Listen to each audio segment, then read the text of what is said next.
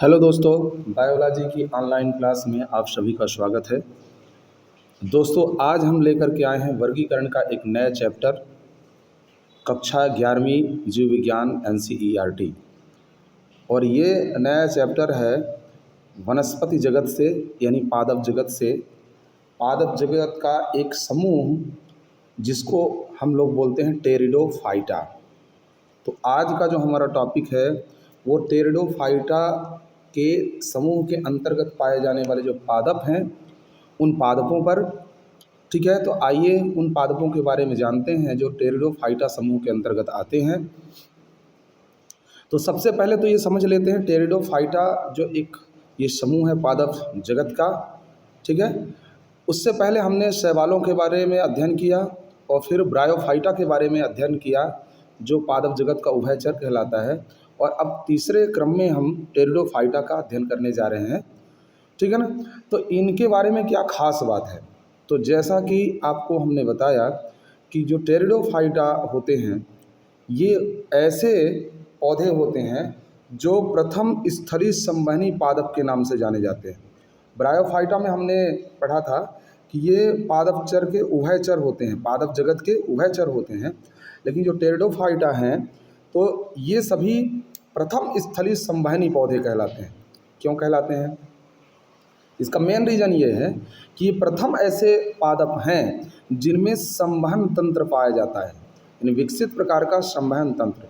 अब विकसित प्रकार का जो संवहन तंत्र है इसका मतलब क्या हुआ कि इसमें जाइलम और फ्लोएम जैसे संवहनी ऊतक पाए जाते हैं। ठीक है, तो ये इसकी खास बात है टेरिडोफाइटा की और यही इसकी पहचान है।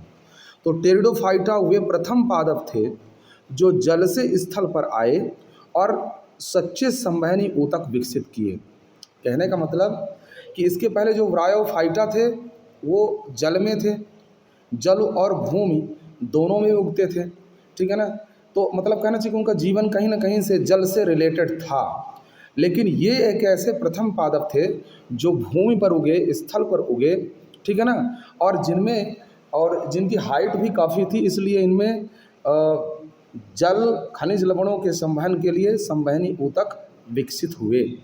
तो ये प्रथम ऐसे पादप हैं जिनमें संवहनी ऊतक जो है विकसित हुए। आइए इनकी कुछ हम विशेष बातें करते हैं, कुछ विशेषताओं की बात करते हैं।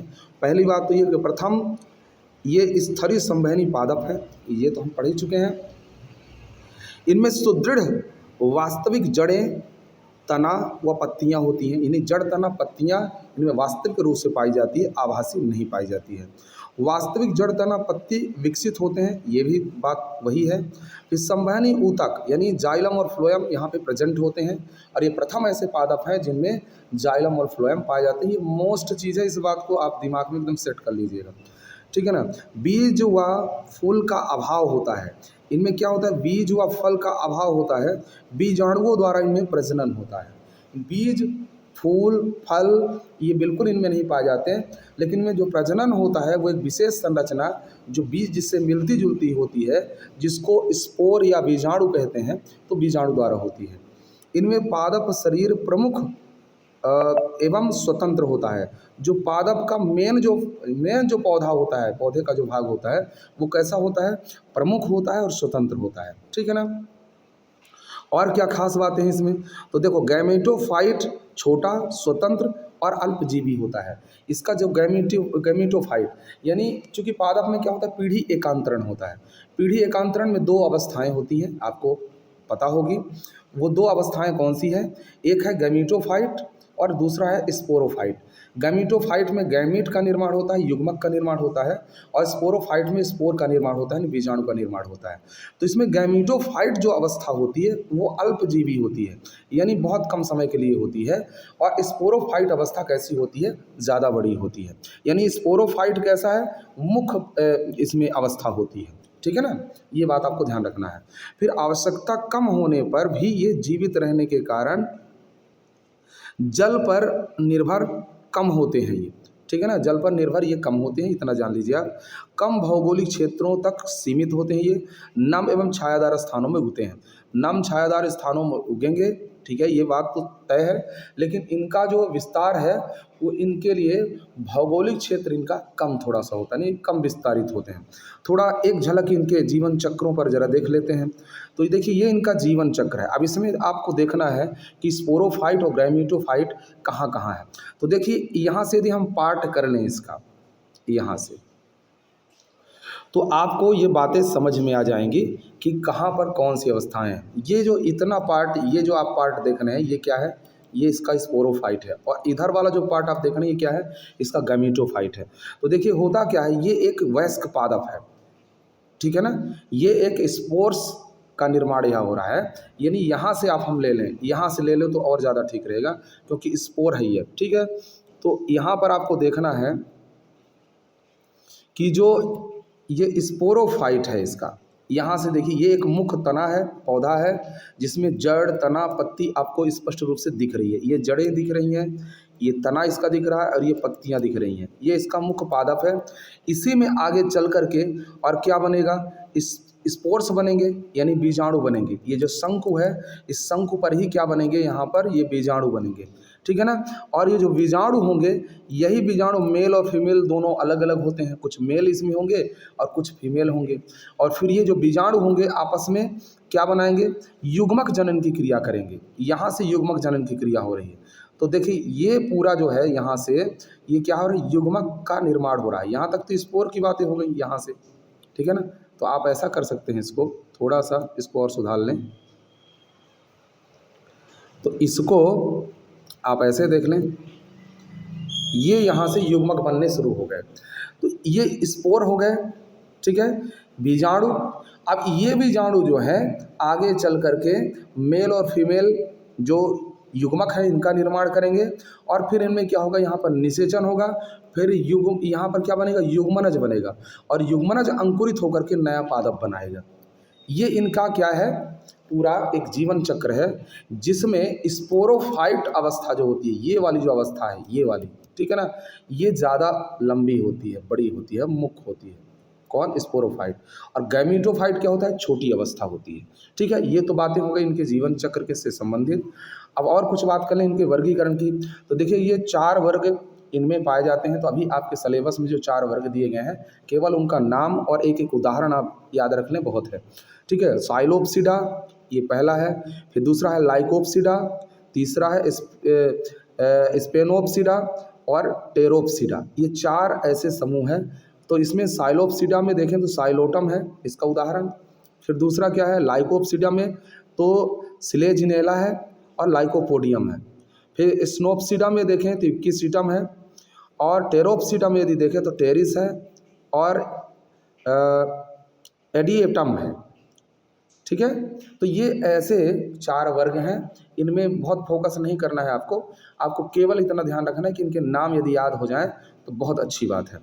मेन ये है कि इस समूह में इसकी खास विशेषताएं आपको और उदाहरण सहित याद रखना है। अब आइए कुछ उदाहरण की यहाँ पे बात कर लेते हैं, जो प्रमुख पादप है और उनकी कुछ विशेषताएं, इनका कुछ उपयोग की बात कर लेते हैं। तो साइलोटम, सिलेजिनेला, इक्विसीटम और टेरिस, ये 4 पादप, और सबका चित्र बाकायदे दिया हुआ है कलरफुल, इसको आप पहचान लीजिए, ठीक है। तो साइलोटम जो होता है, ये पत्तियां अधिक लघु होती हैं, वो पैमाने जैसी होती है, मतलब बहुत छोटी छोटी इसमें पत्तियां होती हैं। बीजाणु संघ इसमें पाया जाता है। बीजाणु संघ का मतलब एक बीजाणु नहीं होता है, पूरे बीजाणुओं का समूह होता है, ठीक है ना। और इसमें साइनोदिया इसका उदाहरण हो जाएगा, मतलब इसमें जो है साइनोदिया जो है इसके अंतर्गत आता है। फिर यदि हम बात करें इसमें कि सिलेजिनेला जो होता है, ये सूक्ष्म पत्र इसमें भी पाए जाते हैं। ये देखिए, कुछ इस प्रकार से इसका स्वरूप दिखता है आपको, यदि देखें तो थोड़ा जो हो सकता है, छोटी छोटी पत्तियां ऐसे इसमें आपको दिखाई दे रही हैं। तो सूक्ष्म पत्र इसमें पाई जाती है, और समशीतोष्ण व उष्ण प्रदेशों में ये पाया जाता है, ठीक है ना। जो उष्ण प्रदेश है वहाँ पर ये मुख्य रूप से पाया जाएगा, समशीतोष्ण वाला जो प्रदेश है वहाँ पाया जाएगा। इक्विसीटम की बात यदि हम करें तो तना खोखला होता है इनका, गांठ युक्त व रेखा युक्त होते हैं। तना खोखला होगा इनका, ठीक है ना, और गांठ युक्त होगा, बीच बीच में पोर्स होंगे, यानी ये जुड़े होते हैं तने इनके, ठीक है ना। इनको इन जोड़ों से आप अलग भी कर सकते हो। वह रेखा युक्त होते हैं, उनमें धाराएं पाई जाती हैं, रेखाएं पाई जाती हैं। पत्तियां जो होती हैं बहुत ही सूक्ष्म शल्काकार होती हैं, ठीक है ना। अब यदि और थोड़ा बात करें टेरिस की, तो टेरिस में पत्तियां बड़ी होती हैं थोड़ा, सौरस पत्तियां के निचले भाग पर स्थित होते हैं। तो निचले भाग पर सौरस जैसे जो विशेष संरचनाएं होती हैं वो स्थित होती हैं। ये तो कुछ इनकी विशेषताएं हो गई। और यदि बात करें थोड़ा तो उपयोग की, इनका उपयोग यदि टेरिडोफाइटा की बात करें तो कई टेरिडोफाइटा जो सजावटी पौधे, भाई देखिए इनकी बनावट ही देख लीजिए। इनकी जो बनावट है इतनी सुंदर है कि ये सजावटी पौधे के अंतर्गत आते हैं। इनको हम घरों में सजाने में उपयोग करते हैं। हो सकता है कुछ पौधे आपके घर के गमलों में लगे हों, उनमें से कुछ टेरिडोफाइटा के भी हो सकते हैं। तो ये कई सजावटी पौधों के रूप में उपयोगी हैं। कुछ प्रजातियों का उपयोग औषधि के रूप में भी हो सकता है। मृदा संरक्षण, नमी संरक्षण व पर्यावरण संतुलन में ये सहायक होते हैं, क्योंकि छोटे पौधे हैं तो मृदा के कटाव को रोकते हैं ये, ठीक है ना। प्राचीन काल में इनके कोयले का निर्माण हुआ है, इनमें से कोयले का निर्माण भी प्राचीन काल में हुआ होगा। तो ये कुछ संभावनाएं हैं जो इनके उपयोग से संबंधित है। अब देखिए, अब यहाँ पर एक महत्वपूर्ण पॉइंट दिया हुआ है कि टेरिडोफाइटा वो प्रथम पादप थे जिन्हें जल से स्थल पर आने का साहस किया और भूमि पर जीवन की स्थापना की नींव रखी। तो ये जल से उठ कर के आने वाले ये पहले पौधे थे टेरिडोफाइटा समूह वाले, ठीक है ना। अब आइए और महत्वपूर्ण बिंदुओं की बात थोड़ा कर लेते हैं। टेरिडोफाइटा को संवहनी क्रिस्टोगैम भी कहते हैं। ये बहुत महत्वपूर्ण चीज़ है। क्या कहेंगे इनको? संवहनी क्रिस्टोग्राम कहेंगे। इनमें बीज व फूल का अभाव होता है, ये वाली बात आप विशेषताओं में पढ़ ही लिए हैं। ये पादप शरीर की जटिलता की दिशा में एक महत्वपूर्ण विकासी चरण है। देखो, पादप शरीर की जटिलता की दिशा में, क्योंकि सरल से जटिल की ओर विकास हो रहा है, तो इसके लिए ये एक महत्वपूर्ण विकासी चरण है। धरती, अब ये देखिए और कुछ महत्वपूर्ण बातें यहाँ लिखी हुई हैं कि टेरिडोफाइटा धरती पर पादप जीवन के विकास का एक गौरवशाली अध्याय है, ठीक है। ये तो कुछ बातें हो गई इनसे संबंधित। क्लास की बात यदि आप करें तो देखें, साइलोप्सिडा, लाइकोप्सिडा, स्पोनोप्सिडा और टेरोप्सिडा, ये कुल मिलाकर के 4 इसके वर्ग, 4 समूह हैं। तो ये तो बात हो गई टेरिडोफाइटा की, ठीक है ना। इसी प्रकार से कुछ शॉर्टकट में और अच्छे आकर्षक नोट्स के साथ हम आपसे मिलते रहेंगे और आप लगातार NCERT जीव विज्ञान का अध्ययन करते रहें। और इसके लिए आपको, जिससे कि आपको लगातार हमारे वीडियो प्रतिदिन प्राप्त होते जाएं, ठीक है। इसके लिए थोड़ा सा कष्ट आपको होगा कि चैनल को सब्सक्राइब अवश्य करें आप, ठीक है ना, ताकि आपको हर वीडियो आपको समय से मिले, ठीक है। लक्ष्य आप अपना बना लीजिए, स्पष्ट लक्ष्य बनाएंगे और उसके पीछे मेहनत करेंगे तो सफलता आपको अवश्य मिलेगी, ठीक है। तो अब आपको ये ध्यान रखना है, यहाँ बोर्ड एग्ज़ाम लिखा है लेकिन अभी तो आप होम के विद्यार्थी हैं, तो एग्ज़ाम 2027 का जो हमारा लक्ष्य बने वो 95 कम से कम बने। ऐसा यदि लक्ष्य बना करके आप मेहनत करते हैं तो निश्चित रूप से आपको सफलता अवश्य मिलेगी। और एक दूसरी बात हम यहाँ पे थोड़ा सा करना चाहेंगे कि जो 11th है आपका, ये आपके फ्यूचर का एक नींव है। यानी 12th आपका कितना अच्छा होगा ये डिपेंड करेगा कि आपने 11th को कितने अच्छे से पढ़ा है। तो इसको ऐसा ना समझिए कि हमारा ये बोर्ड एग्ज़ाम नहीं है, हमारा ये होम एग्ज़ाम है, इसलिए हम थोड़ा सा इस साल थोड़ा सा ढीला या थोड़ा सा शिथिल हो जाते हैं, यही आप गलती कर जाएंगे। इस बात को ध्यान रखेंगे आप। 11th और 12th जो होते हैं आपके आगे का भविष्य तय करते हैं, इसलिए इसमें लापरवाही या शिथिलता बरतने की बजाय आपको क्या करना है, ज़्यादा सतर्क रहने की ज़रूरत है। मैं तो ये कहता हूँ विद्यार्थियों से कि आप 12th से ज़्यादा 11th पर फोकस करें, ये क्योंकि यहीं से बहुत सारी चीज़ें हैं। 60% चीज़ें जो आपको फ्यूचर में जिनका सामना करना है वो 11th में है। इसलिए 11th को कमज़ोर मत करिए, नींव को पर्याप्त भरिए, ठीक है ना। खूब मेहनत करिए और बड़े प्रश्नों को पढ़ने के बजाय छोटी छोटी चीज़ें और बेसिक कॉन्सेप्ट क्लियर करना बहुत ज़रूरी है। तो ये आपको ध्यान रखना है। यदि आप बायो ग्रुप में हैं तो आपकी मुख्य विषय बायो है, इस बात को नहीं भूलना है, इसलिए पूरा फोकस इसमें करना है, ठीक है। और यदि आप एडिशनल मैथ वाले हैं तो भी आपके लिए आवश्यक है, क्योंकि आप कुछ ना कुछ सोच करके ही बायो लिए हैं। एडिशनल लेने का मतलब ये होता है कि भाई हम हो सकता है कि 12th के बाद हम नीट की प्रिपरेशन करें, मेडिकल लाइन में जाएं, तो इसलिए हम ये एक साइड में एक विकल्प चुन करके रखे हुए हैं। तो यदि ऐसा आप कर रहे हैं तो भी आपको उतना ही फोकस करने की ज़रूरत है। आगे के कंपटीशन में जब भी आप बैठेंगे तो आपको एक बात का ध्यान रखना है कि बायोलॉजी आपकी मुख्य विषय है। यदि नीट की प्रिपरेशन आप करेंगे तो 50% जो क्वेश्चन आते हैं बायोलॉजी से आते हैं और 50% में फिजिक्स और मैथ रहती है। तो मेन पकड़ आपको कहाँ बनानी है? बायो में। हम ये नहीं कह रहे हैं कि आप केमिस्ट्री और फिजिक्स की उपेक्षा करिए, उसको भी बराबर ध्यान दीजिए, लेकिन मुख्य विषय जो आपकी है इसको आप कमज़ोर मत होने दीजिए। इसके लिए आप सतत अध्ययन करिए, बेसिक जो कॉन्सेप्ट हैं उनको ज़रूर क्लियर करें और निरंतर अभ्यास करें। स्मरण रखने के लिए ज़रूरी है कि आप किसी चीज़ को भूलने न दें, उसको एक नियमित समय के बाद आप उसको करें कि रिवीजन करते रहें। तो नियमित अध्ययन ही सफलता की कुंजी है, इस बात को आपको ध्यान रखना है।